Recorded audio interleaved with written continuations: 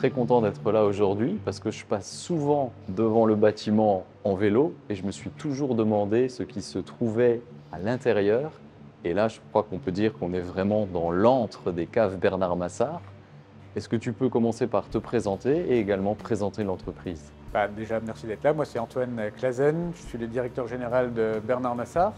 Bernard Massart, une boîte familiale qui a près de 100 ans. Et aujourd'hui, vous êtes vraiment au cœur de la société. On est à un endroit très important pour nous. On se trouve dans notre cuverie de bois avec des beaux foudres de 3500 litres qu'on utilise pour tous nos créments, en fait. Et j'aimerais revenir sur tes études avant l'arrivée dans l'entreprise familiale. Tu as fait des études de commerce. Tu as démarré ensuite en Belgique, si je ne me trompe pas, dans le groupe Carlsberg.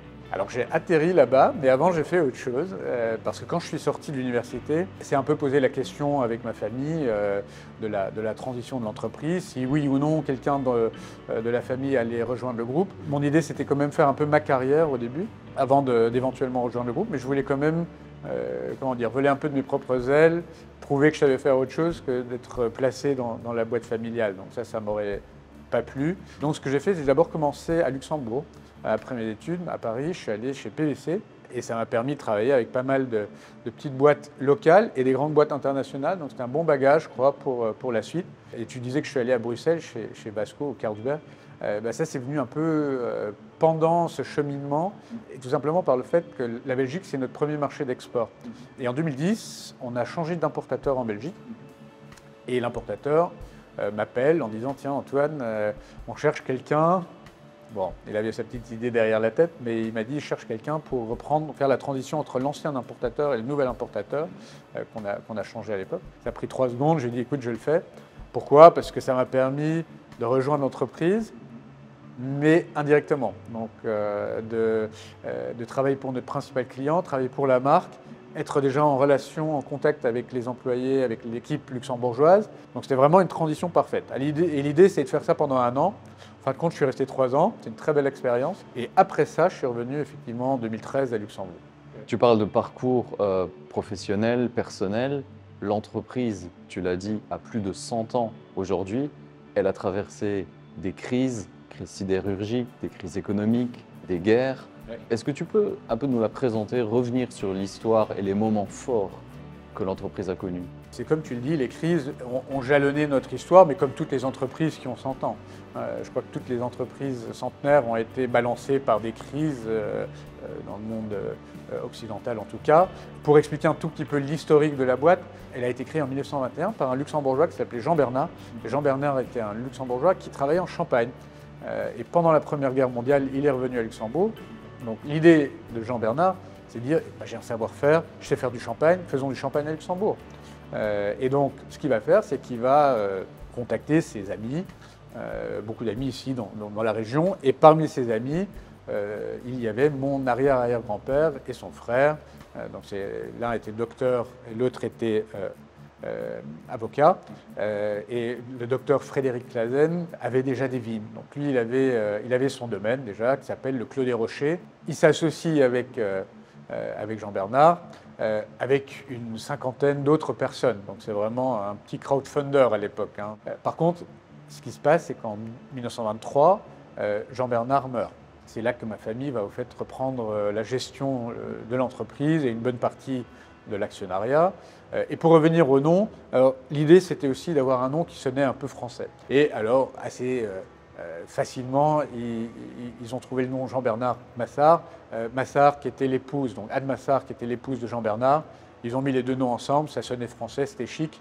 Voilà. Donc, et si on regarde un peu sur l'évolution de l'histoire, parce qu'on parlait de crise, Carlo, mon grand-père, s'est vraiment focalisé sur la boîte. C'est lui qui, après la guerre, va la reconstruire, va développer de nouveaux marchés, va reconstruire les caves qui ont été partiellement détruites par la guerre, et va faire quelques choix stratégiques qui ont également fait qu'on est ce qu'on est aujourd'hui. On est quand même propriétaire pratiquement d'une 50aine d'hectares, ce qui fait qu'on est le plus grand vigneron indépendant privé, je dirais, de Luxembourg.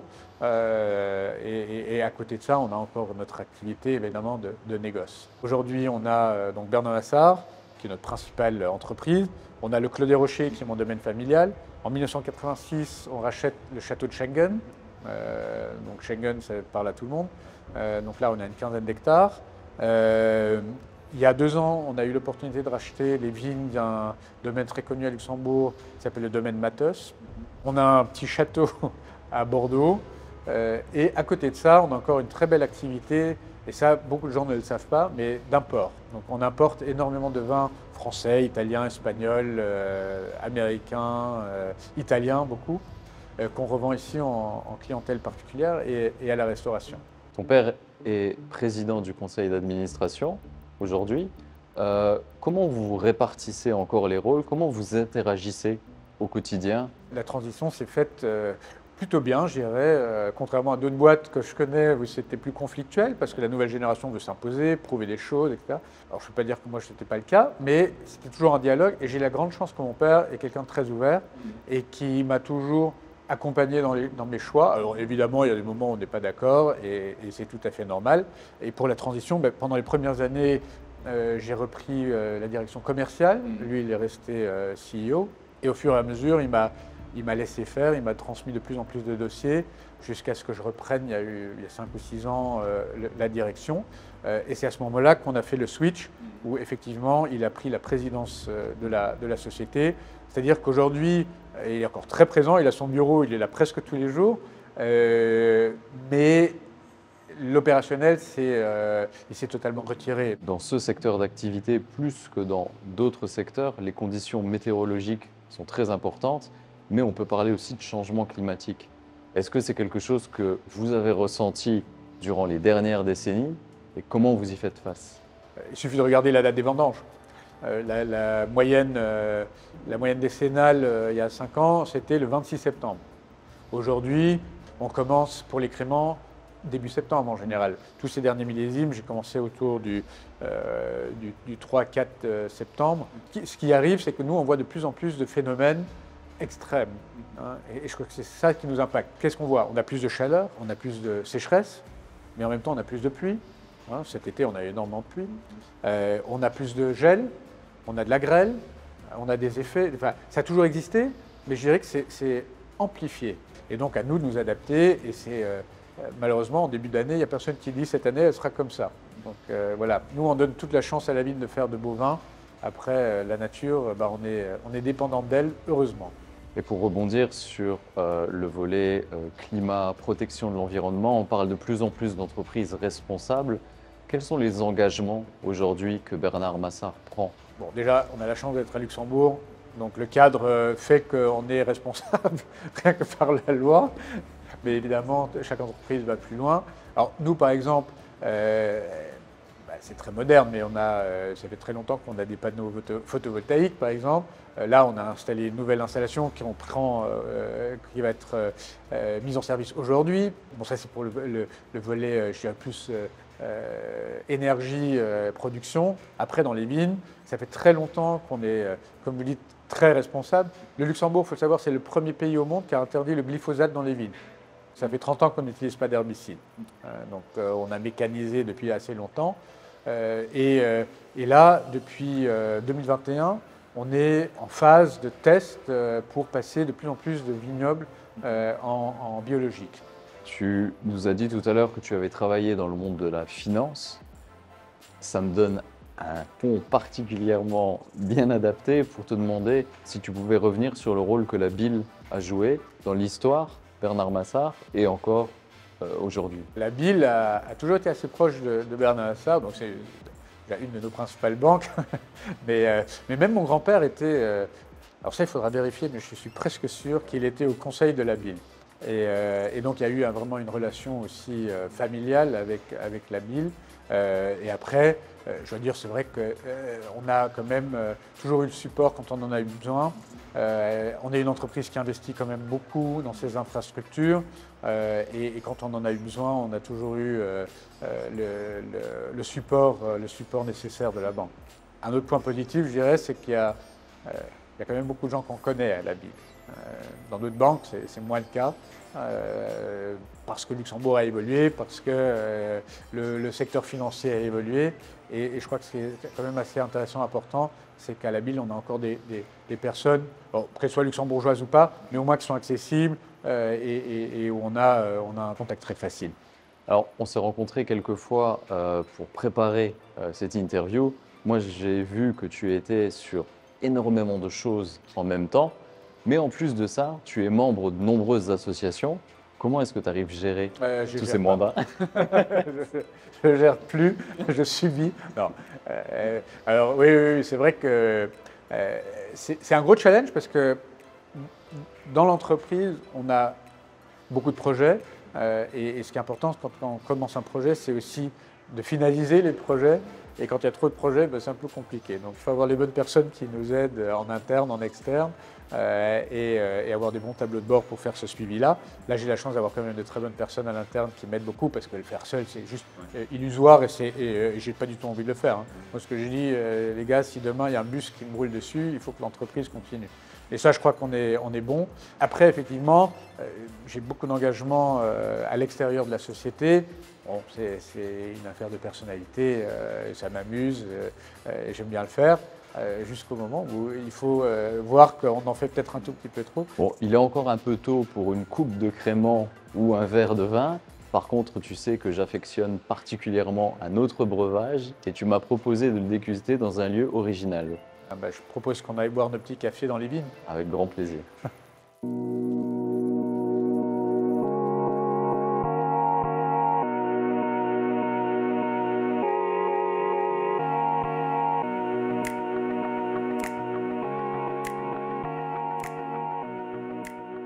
On a l'habitude de parler des passions des gens qu'on interviewe dans cette émission. Toi, si j'ai bien compris, ta passion, c'est également ton métier. Ah bah, j'ai la chance hein, de faire quelque chose que j'adore, mais qui est arrivé pendant que je le faisais, donc ça c'est assez chouette. Mais par contre, je pense qu'il y a un truc qu'on a oublié, c'est le petit café. Je vois les tasses et je vois le thermos, avec grand plaisir. Bah, merci de nous accueillir ici en tout cas, et merci pour le café. J'ai pas l'habitude de boire du café dans les vignes. Hein. Une autre question que je voulais te poser, c'est comment est perçu le crément à l'étranger? Parce que je sais que Bernard Massart exporte beaucoup. Et est-ce que tu pourrais nous donner un petit peu le retour que tu as? Bernard Massart, c'est un peu l'exception luxembourgeoise, je dirais, parce que la plupart du vin qui est produit ici est consommé ici et dans la grande région. Nous, on exporte dans une vingtaine de pays à travers le monde. Le premier pays d'export étant la Belgique. Cette année, c'est le Canada d'ailleurs. Donc, c'est Canada, Belgique, Finlande, c'est notre top 3. Et c'est vrai que le crément de Luxembourg, il n'est pas très connu à l'étranger. Et s'ajoute à ça que on est quand même souvent confondu avec d'autres créments d'autres régions. Je dirais que nous, en tant que Bernard Massart, plus que l'appellation, c'est la marque qui est connue. On est la première alternative au champagne aujourd'hui en termes de positionnement de prix. Et on est les plus chers quelque part sur notre segment de marché. Donc dans des périodes comme celle-ci, c'est assez intéressant parce qu'on a trouvé une espèce de niche qui nous va très bien. Tu nous disais tout à l'heure que ça avait toujours été finalement dans ton ADN que de reprendre le flambeau. Est-ce que tu n'as quand même pas eu, à un moment ou à un autre, l'envie de créer quelque chose d'autre ou de travailler dans un autre secteur d'activité? Bah, nous, on crée tous les jours. Hein. En travaillant avec la nature, on est obligé de créer, on est obligé d'innover, on est obligé de repenser. Donc là, bon, enfin, je suis servi quelque part. Parce que ce qui est chouette dans mon métier, moi je me lève le matin, je dis on va faire un truc nouveau, quoi. On va essayer quelque chose d'autre.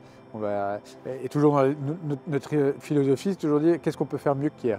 Donc c'est dans une approche d'amélioration constante, donc ça c'est vraiment super chouette.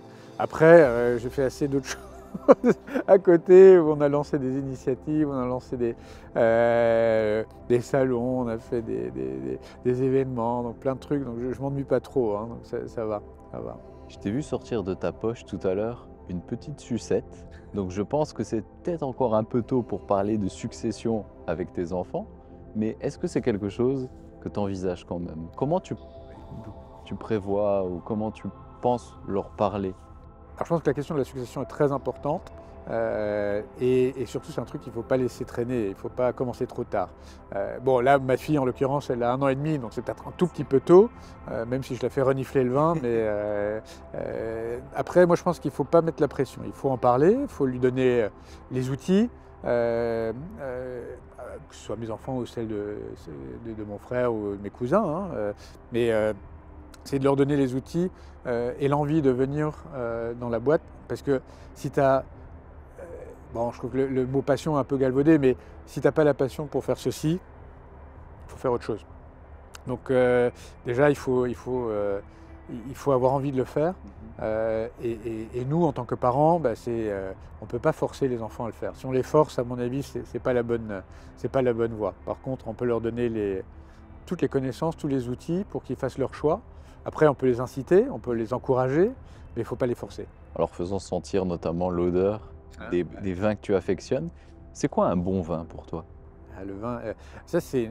J'ai lu un truc ce matin et ça correspond tout à fait à ma vision d'un bon vin. Un bon vin, c'est un vin qui te plaît. Si un sommelier me dit, ou enfin un sommelier, qui que ce soit me dit ça c'est le meilleur vin au monde, si moi je ne l'aime pas, ce ne sera pas un bon vin pour moi. Après, il ne faut pas être trop simpliste non plus, parce que le goût, ça s'éduque, ça s'apprend. Les vins qu'on aime au début de sa carrière, ce n'est pas les vins qu'on va aimer à la fin.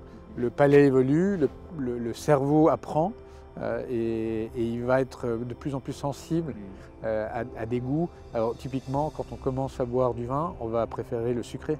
C'est comme le goût, hein. Tu commences par le sucré, ensuite tu vas sur le salé, ensuite tu vas sur les amers. Et pour le vin, c'est pareil. Moi, les premiers vins que j'aimais, c'était des vins assez faciles à boire. Et tout d'un coup, j'ai découvert d'autres vins. Et au début, je dis que j'aime pas, c'est pas mon truc. Aujourd'hui, c'est les vins que je bois le plus. Donc voilà. Donc il faut surtout être ouvert d'esprit. Et il n'y a pas un vin favori. Ça existe pas. Enfin, dans mon monde, ça n'existe pas. Parce qu'il y a tellement de régions, tellement de terroirs, tellement de cépages. Qu'il ne faut pas se limiter à certaines régions ou certaines appellations qu'on a très tendance à faire souvent. J'ai peut-être une dernière question à te poser parce que même si le soleil est en train de se coucher, je sais que ta journée est loin d'être terminée. Tu voyages encore beaucoup pour ton travail. Est-ce que tu peux partager avec nous une des rencontres les plus inspirantes, les plus étonnantes, insolites que tu as pu faire ces dernières années? Je voyage pour mes deux métiers, parce que d'un côté, il y a je voyage pour Bernard Massart pour promouvoir nos vins dans différents pays. Et là, on fait des rencontres tous les jours avec des gens incroyables. Enfin, j'étais en Inde, j'ai rencontré un gars qui avait des vignes en Champagne. C'est le premier Indien qui a fait du vin en Champagne. Alors ça, c'est très, très amusant. Et d'un autre côté, je voyage beaucoup pour découvrir de nouveaux domaines, pour les représenter ici à Luxembourg. Et là, pour moi, c'est une des choses les plus intéressantes dans mon métier parce que j'ai la chance de travailler avec avec les meilleurs vignerons au monde et de pouvoir apprendre des choses de ces gens-là, c'est absolument spectaculaire. Alors dire maintenant un nom, ce serait un peu réducteur. Ce qui est génial, c'est de rencontrer ces gens qui sont des sommités mondiales, qui sont très humbles, qui partagent et desquels on peut apprendre énormément. Et je crois que ça, c'est une de mes choses préférées à faire. J'en rêve la nuit parfois de ces choses-là. Et vous voyez, par exemple, il y a un vigneron qui est super connu, qui est de l'autre côté, là, juste derrière moi, ça redescend, ça remonte. Il s'appelle Egon Müller. Egon Müller, c'est le vin blanc le plus cher au monde, par exemple. Et c'est un pote, donc c'est amusant. Voilà, c'est un petit monde, le vin, quoi. Tu parlais d'apprentissage pendant tes voyages. J'ai beaucoup appris aujourd'hui et je voulais te remercier pour cette immersion et je te souhaite tout le meilleur pour la suite. Merci à toi, merci d'être venu dans mes vies.